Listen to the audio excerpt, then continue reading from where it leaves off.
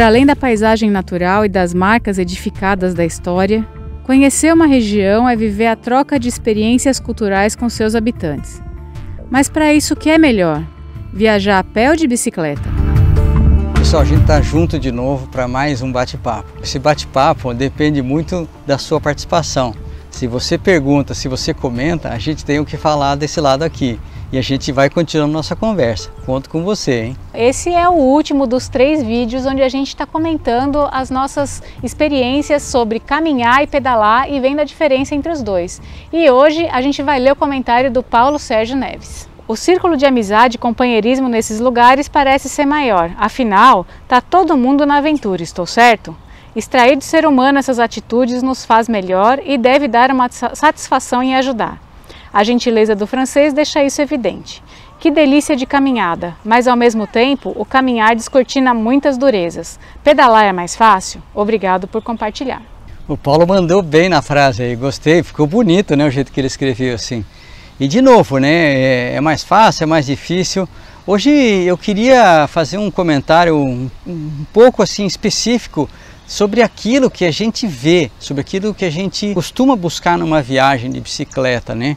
Como que a gente aprendeu a viajar de bicicleta? Meu, você tem que ver que eu fiz a volta ao mundo lá no século passado, em 93, né? E o mundo era diferente naquela época, tinha pouco carro. De lá para cá, o que a gente mais busca, na verdade, são lugares mais remotos, com pouco carro, com pouca gente, justamente para poder ficar perto da natureza. E ficar perto da natureza significa ficar em liberdade. A liberdade de parar num lugar que nem esse assim e acampar. Porque tem pouca gente que mora aqui e se eu botar uma barraca ali ninguém vai achar esquisito. Ao contrário, vai achar legal de onde você vem perguntar, vem conversar e a gente passa a conhecer as pessoas. Então, esse tem sido a nossa forma de escolher os lugares para viajar. É claro que quando a gente faz um circuito pré-determinado, tipo o Caminho da Fé, assim, a gente fica nas pousadas e tudo mais. Mas isso não é o nosso dia a dia, não é onde a gente realmente procura uma aventura de bicicleta. Então o que acontece? Para você fazer a mesma coisa a pé, não é tão fácil, porque você não tem assistência, você precisa de assistência numa quantidade de quilômetro menor. O cara a pé não consegue carregar tanta água, não consegue carregar tanta comida. Então, logo a cada tempo, ele vai precisar de ter água, de ter comida. Então, se você estiver num lugar muito ermo, para ir, você tem que ter muito equipamento, carregar muito peso. O que acontece como solução é fazer um roteiro mais ou menos pré-determinado para você fazer a pé. Agora, esses roteiros podem muito bem ser de qualquer forma. Por exemplo, você tem o Caminho de Santiago, onde ele passa por lugares ermos, mas ele passa por vários lugares que tem cidades, tipo o Caminho da Fé. Você anda um pouquinho, chega numa cidade, anda um pouquinho, chega numa cidade.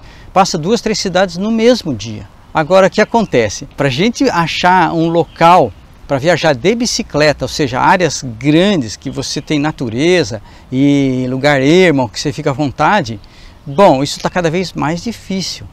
Agora, para você achar locais para você fazer a pé, bom, não é exatamente tão difícil. São poucos que tem no mundo, não é em qualquer local do mundo. O GR10 é um exemplo clássico disso, mas você tem outras caminhadas que podem ser mais ou menos parecidas. Agora, uma vez que você vai para uma caminhada, para um circuito desse, você entra já direto na natureza, onde quase ninguém vai, onde você não precisa ter nenhuma estrada, nenhuma infraestrutura nesse sentido. A bicicleta mais ou menos precisa ter um caminho que você passe pelo menos empurrando ela. Então você tem a chance de ir para um lugar muito perto de animais, já bastante em contato com a natureza.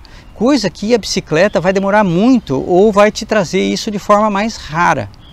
Então nesse sentido, quando a gente estava fazendo o GR10, foi um desbunde assim.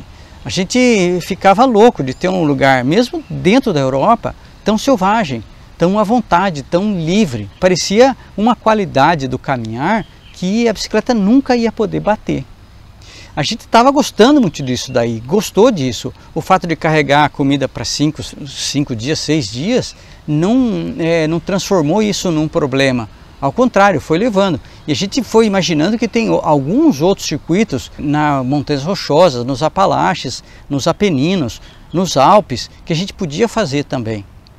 Só que aí, lá no meio, a gente começou a perceber uma outra característica desse jeito de viajar a pé. Pois é, a minha experiência na França era bem pequena.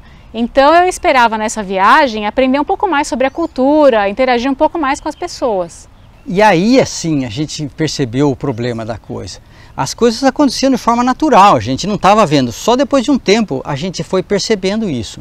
Que no fundo, como a gente estava fazendo uma coisa muito específica, era a pé e era junto à natureza, a gente não encontrava com as pessoas, com o francês, por exemplo.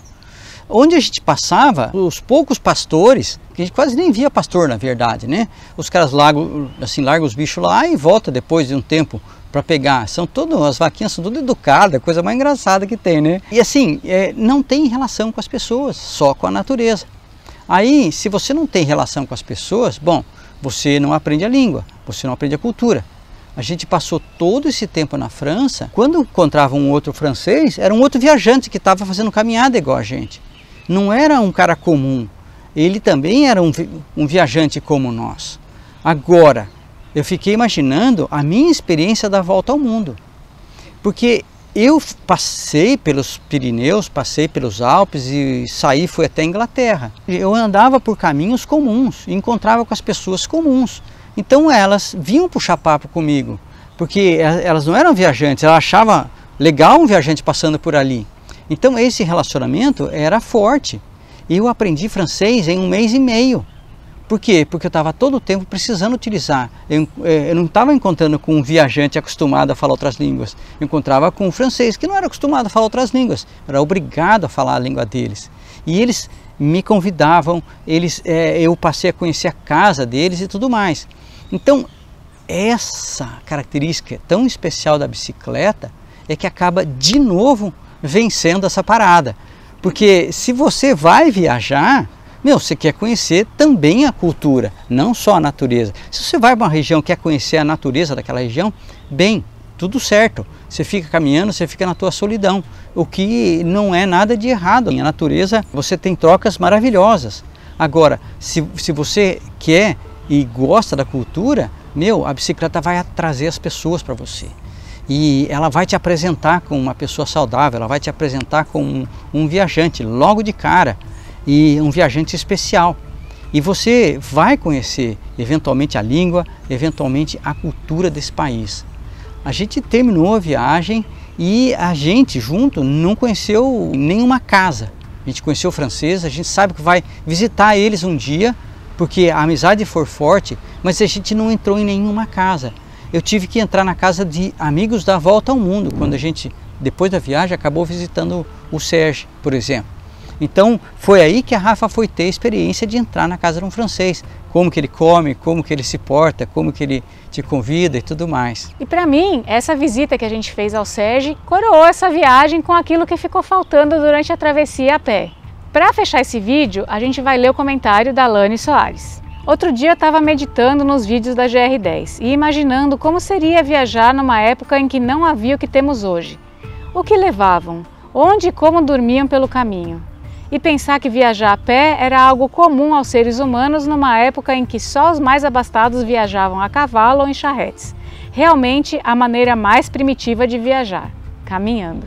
Lani, olha, foi exatamente assim que a gente se sentia várias e várias vezes. Principalmente quando ia de uma vila até a outra vila, e às vezes era uma distância pequena.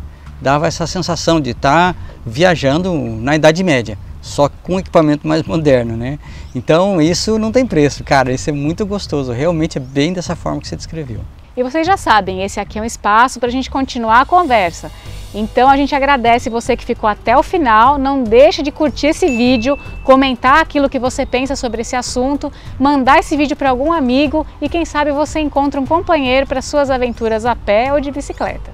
Falando amigo, você já deve estar vendo o teu nome aqui, você que está colaborando com a gente todo mês lá, seja pouco, seja médio, seja bastante, é sempre assim, importante. Quem pode é manter esse canal vivo, tá? A gente agradece muito a todo mundo que é membro, todo mundo que está lá no Apoia-se e, todo mundo que está adquirindo nossos produtos e botando nosso projeto para frente. Muito obrigado.